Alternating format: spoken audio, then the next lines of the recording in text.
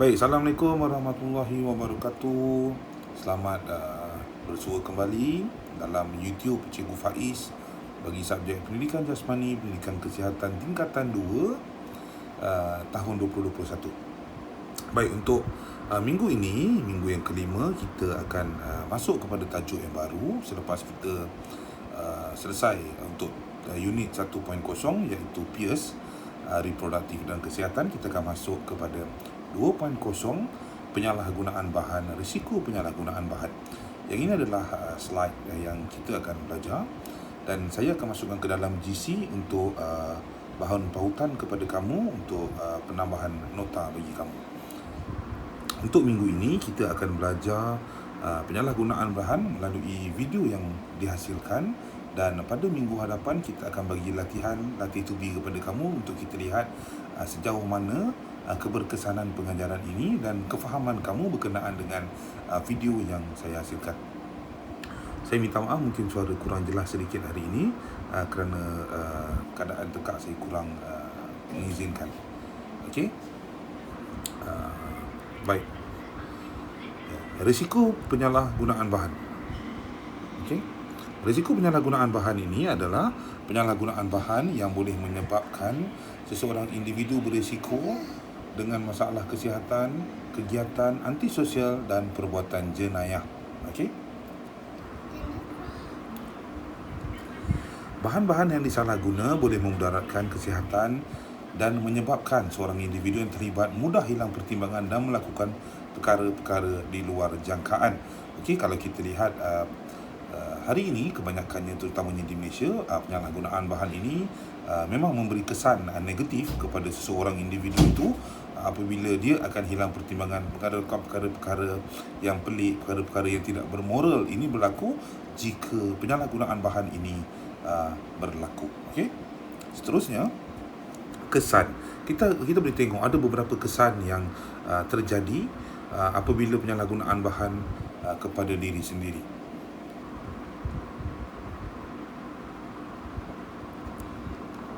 Yang pertama, terjadi kepada fizikal kita. Yang kedua, kepada janin. Yang ketiga, kepada saraf. Yang keempat, kepada hati. Yang kelima, daripada segi sosial. Yang keenam, daripada segi mental dan emosi. Yang ketujuh, kepada otak. Baik, kita tengok yang pertama adalah daripada kesannya daripada segi fizikal. Apa yang jadi? Mempengaruhi sistem jantung, pernafasan, saraf, metabolisme dan juga otot. Maksudnya di sini, jika penyalahgunaan bahan ataupun barang yang kita ambil itu boleh mempengaruhi sistem jantung kita, pernafasan kita, kita punya saraf, metabolisme dan juga otot. Okey. Ini di bahagian paru-paru kita, bahagian anatomi badan manusia. Okey, daripada segi metabolisme, kalau benda itu kita masuk, daripada segi ini dia akan meningkatkan tenaga kita untuk daripada segi karbohidrat, maka lemak, protein dan juga yang lain-lain. Okey. Ini daripada segi muscular system, kita punya otot badan kita. Ini adalah anatomi badan manusia. Okey, lepas tu fungsi otak terganggu sehingga menyebabkan sawan, penyakit epilepsi. Okey, kita boleh tengok apa yang terjadi kepada orang ini jika dia mengambil bahan-bahan yang terlarang. Mata akan kelihatan merah berair serta hidung beringus. Macam tu. Okey, kalau kamu ambil bahan-bahan terlarang ini, orang yang mengambil bahan terlarang ini, keadaannya akan jadi sedemikian. Okey. Dia jadi macam tu. Nampak tu? Okey. Perut berasa sakit, kadang-kadang muntah dan cirit-berit sehingga menyebabkan badan terjejas. Ini yang terjadi kepada fizikal. Kalau kita ambil penyalahgunaan bahan-bahan yang terlarang kita ambil, tubuh akan menggigil akibat penurunan kadar metabolisme dalam badan. Alright. Penampilan diri tidak terurus. Memang kalau kita tengok orang yang ambil bahan-bahan terlarang ni, susah nak jumpa yang kemas. Walaupun ada, susah nak jumpa yang kemas. Okey, yang kedua, kepada janin. Okey, kalau kita tengok iklan dekat kotak rokok tu, ada yang janin tidak sempurna, yang tidak siap lagi, ataupun baby kurang matang, kelahiran kurang matang. Ini disebabkan oleh penyalahgunaan bahan. Saiz kepala yang terlalu kecil berbanding tubuh. Okey, ini bahaya. Keadaan muka yang rata dan kelemahan pada sendi otot. Okey, mengalami kekurangan berat badan. Ini yang akan terjadi. Mengalami kecacatan. Yang ini yang kita risaukan jika pengambilan bahan-bahan ini mengganggu tumbesaran janin. Okey, seterusnya dia akan mengganggu sistem saraf kita, merosakkan saraf-saraf yang terdapat dalam tubuh badan manusia, menyebabkan kecenderungan pelbagai jenis penyakit seperti sindrom Wernicke, Korsakoff dan kerosakan sel-sel otak yang seterusnya membawa kepada komplikasi psikiatri. Okey. Inilah yang berlaku. Kita tengok tu bahagian otak manusia. Okey, nampak gambar tu apa yang jadi kepada fizikal kita dan bila saraf kita rosak. Okey.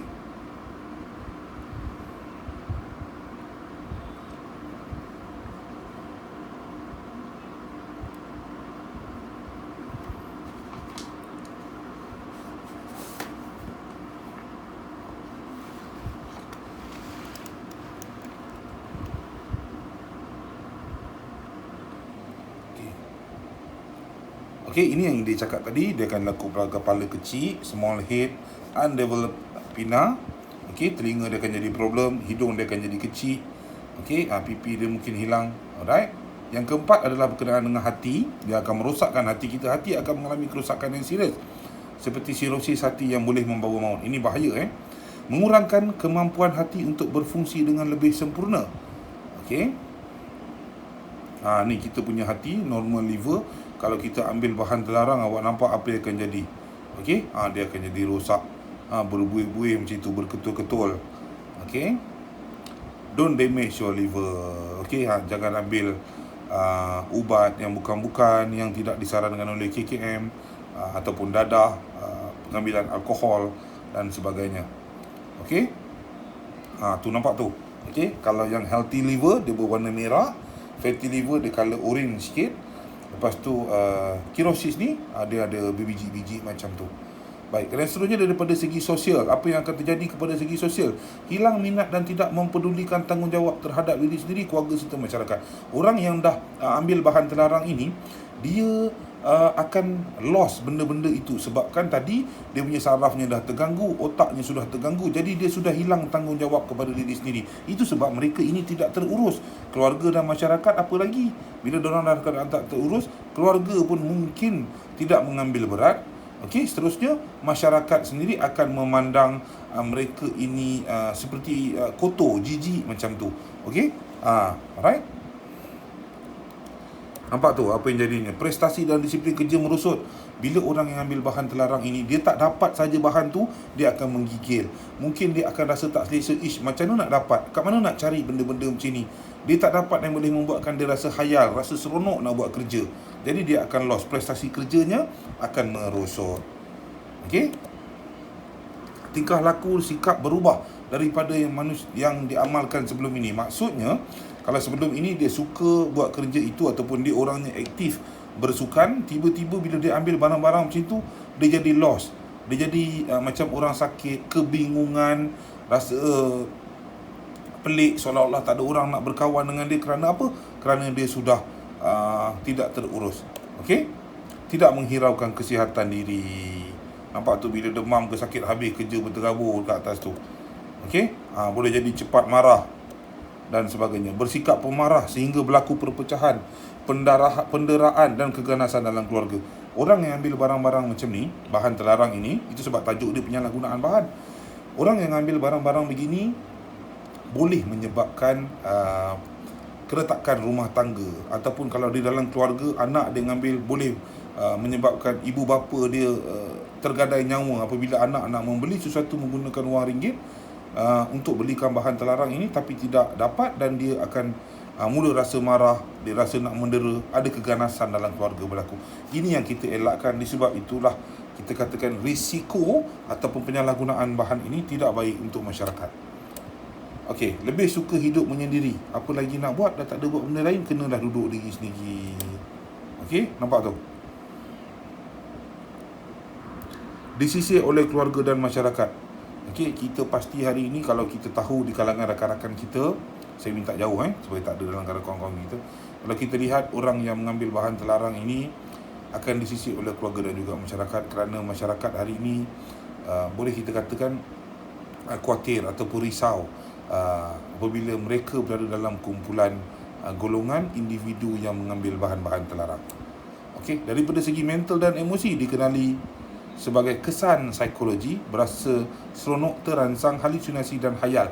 Orang yang ambil bahan macam ni daripada segi kesan mental dan emosinya, dia akan rasa seronok, dia akan rasa distimulate, ada benda yang merangsang dia untuk dia rasa seronok. Berhalusinasi ni, dia akan nampak benda yang pelik-pelik ataupun benda yang dia rasa seronok untuk halusinasi dia, dan dia akan berasa khayal. Alright? Sebenarnya hilang kawalan diri dan pemikiran, tidak berasa segan silu untuk melakukan perkara di luar batasan khalayak ramai. Baik, seterusnya, nampak tu. Okey, orang yang ambil bahan-bahan terlarang ini, mungkin minuman keras, mungkin mengambil ubat yang tidak disarankan. Okey, berasa keluh kesah, gian dan amat menderita jika tak dapat bekalan bahan terlarang. Ini kita cakap tadi tu, maksudnya boleh menyebabkan penderaan, dah tak dapat nak buat apa lagi. Okey, pukul orang sana sini. Alright, seterusnya, boleh bertindak ganas dan hilang kawalan emosi. Mengalami gangguan mental dan jadi tidak waras. Ini biasanya berlaku. Okey, kepada otak pula, bahan terlarang yang mengawal minda dan merosakkan pemikiran. Hilang rasa malu, fikiran bercelaru dan pergerakan menjadi tidak terkawal. Sukar menerima pelajaran, membentuk idea spontan, menumpukan fikiran. Okey, semakin banyak bahan terlarang dalam badan, fungsi otak akan semakin tidak terkawal sehingga tidak sadarkan diri, dan seterusnya mengakibatkan kematian. Bahaya yang mana mengambil bahan terlarang ini, individu ini terdedah kepada perkara-perkara yang tidak sihat. Okey, faedah tidak melibatkan diri dalam penyalahgunaan bahan 155, sihat daripada segi mental dan emosi. Ini yang kita nak. Okey, seterusnya, penampilan diri lebih menarik dan kemas. Kalau kita hari ini cikgu, pelajar pergi ke sekolah handsome, kemas, cantik, pakai tudung mahal-mahal, okey, pakai pakaian yang sesuai, nampak kemas dan sebagainya, dapat mengelakkan diri daripada melanggar undang-undang. Okey, ini yang paling jelas, semua orang faham. Prestasi akademik akan lebih baik kalau kamu tidak mengambil bahan terlarang. Jadi prestasinya semua akan berada dalam keadaan baik sebab kamu tidak hayal, kamu tidak mabuk, tak ada halusinasi. Okey, hubungan sosial dengan rakan dan masyarakat lebih mesra. Orang selesa nak kawan dengan kita. Pasal apa? Penampilan diri kita kemas, mental dan emosi kita sihat, kita tak langgar undang-undang, kita anak yang bijak, kita anak yang baik, orang akan lebih selesa. Baik, seterusnya, status kewangan juga akan stabil. Bahan-bahan terlarang ni tak jual RM1 sekilo, tak ada. Memang barang-bahan terlarang ini harganya mahal. Bahan-bahan ini memang mahal. Okey, jadi kalau kita tak ambil benda-benda gitu, kewangan kita akan stabil sebab kita tak membazir kepada benda yang bukan-bukan.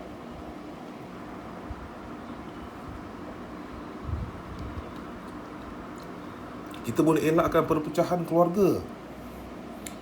Okey, seterusnya, prospek pekerjaan lebih baik, dapat menyumbang kepada masyarakat dan negara. Ini yang penting. Kalau kita tidak jebakkan diri kita ke dalam penyalahgunaan bahan ini, kita dapat menyumbang kepada masyarakat, dapat sumbang kepada negara dengan kebolehan kita, kemampuan kita, kecerdikan kita.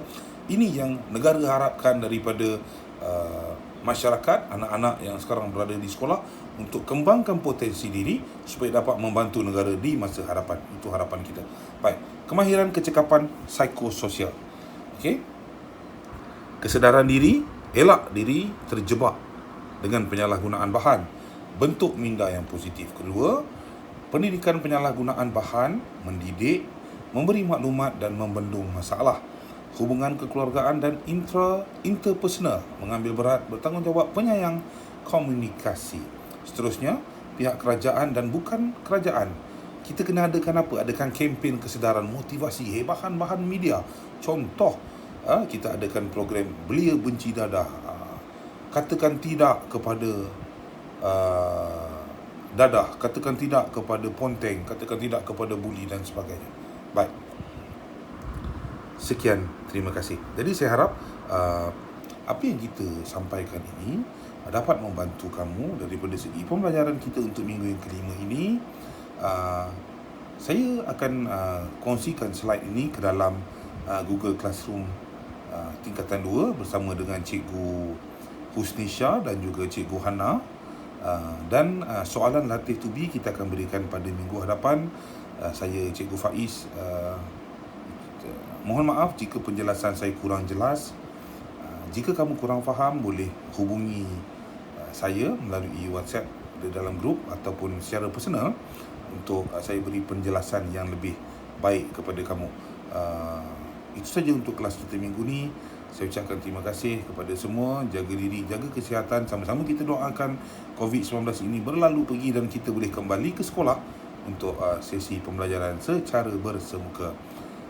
Wabillahi taufiq wal hidayah. Wassalamualaikum warahmatullahi wabarakatuh. Terima kasih.